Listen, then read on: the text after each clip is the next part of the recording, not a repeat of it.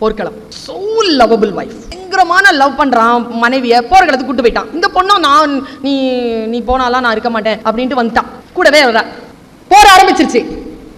Wife பார்த்துட்டு இருக்கா, சரியா களமாடுறான் அவன் காதலன். வைஃப் பார்த்துட்டே இருக்கா. திடீர்னு என்ன ஆச்சு, பகைவனுடைய வேல் அவன் மார்புல பாஞ்சிருச்சு. அவன் இப்படி சாயிறாங்க.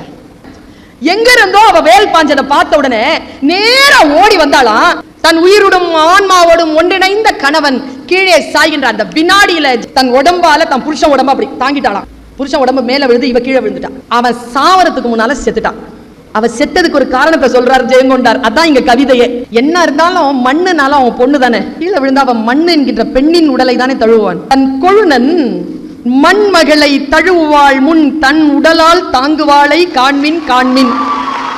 ஊர்வசி, ரம்ப, மேனக்க எல்லாம் அங்க நின்று உங்களை வரவேற்பாங்க. நீங்க இங்க வந்து வீர மரணம் அடைஞ்சா அப்படின்ட்டு ஒரு ஐதீகம் இருக்கு இல்லையா.